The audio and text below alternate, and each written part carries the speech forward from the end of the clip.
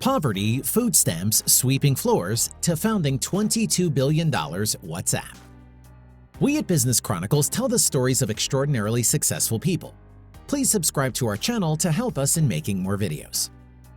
JanKoum is the founder of the world's largest mobile messaging service, WhatsApp.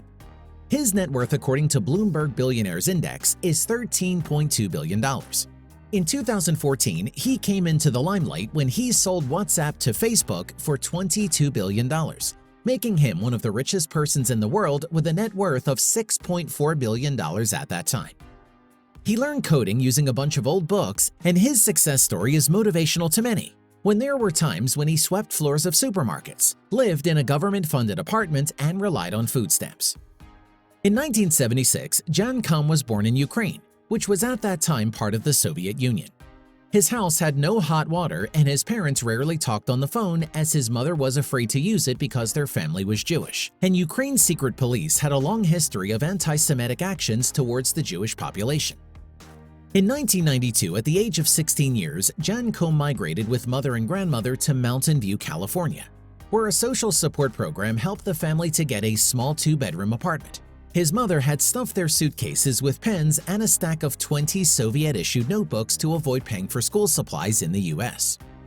For survival, his mother took the jobs of babysitting while he himself swept the floor of a grocery store. It was a hard life in a new country, but things would get even more difficult from there. In 1997, his father died in Ukraine. His father was planning to come to join the family but was never able to make it. His mother was diagnosed with cancer. They lived off her disability allowance. The family was forced to rely on food stamps just to survive. In 2000, his mother died of cancer. For JanKoum, life took a tragic turn where he not only migrated to a new culture and country without a father, but also faced the tremendous pain of losing both parents at an early age.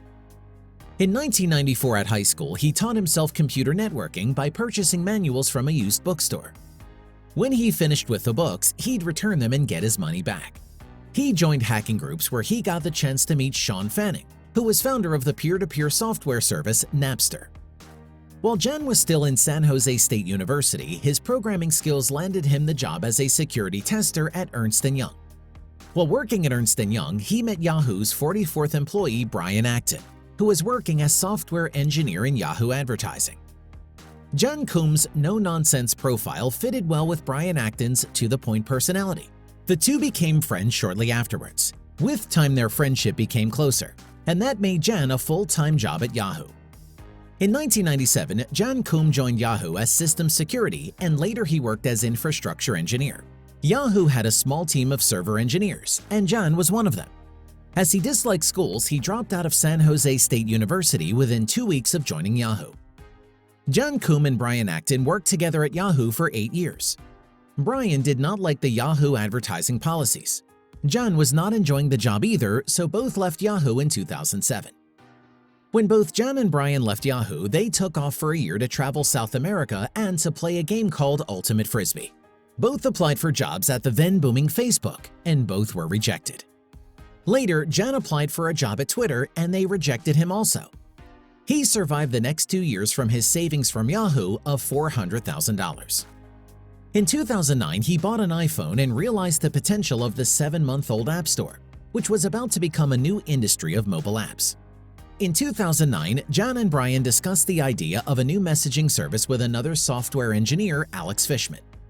The idea was for a mobile messaging app that will show statuses next to individual names of the people. Alex introduced Igor Solomennikov, a Russian programmer, to Jan. Igor Solomennikov was hired from a website called rentacoder.com. Soon, Jan incorporated WhatsApp Inc. in California.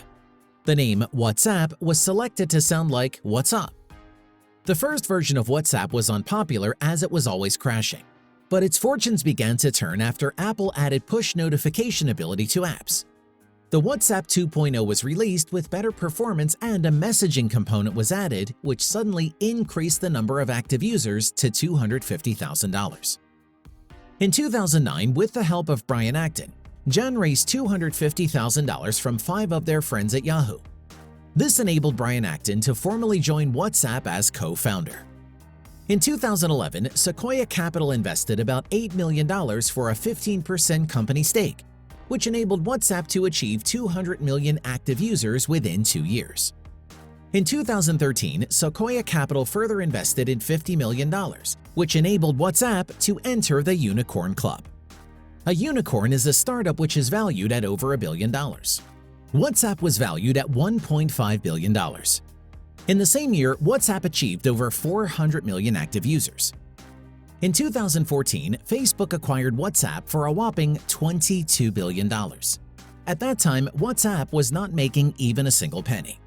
WhatsApp's revenues for the first 2 quarters of 2014 totaled $15.9 million, with a net loss of $232.5 million. WhatsApp's acquisition made JanKoum a billionaire with a net worth of $6.4 billion. At the time of acquisition, WhatsApp had 600 million active users. Within 2 years, the app's active users crossed 1 billion. The biggest winner of the Facebook acquisition was venture capitalist firm Sequoia Capital. They got 5,000% returns on their initial investments. It means they invested a total of $58 million, and in less than 3 years, they made $3 billion, which is 50 times of their initial investment. Sequoia Capital is known to invest in early tech companies like Atari, Apple, LSI Logic, Oracle Corporation, Cisco, Electronic Arts, Google, YouTube, and many others. When WhatsApp was acquired by Facebook, JanKoum retained the post of CEO. It was unclear how JanKoum will maintain its mission, which was no ads, no games, no gimmicks.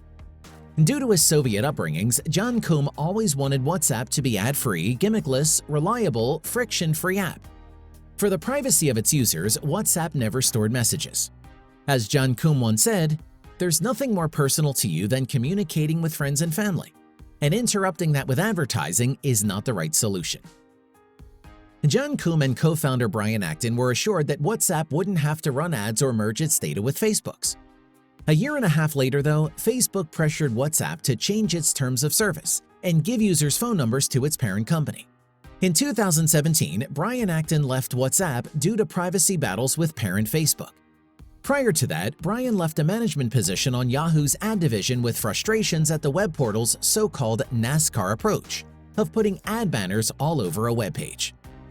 In 2018, JanKoum also left WhatsApp.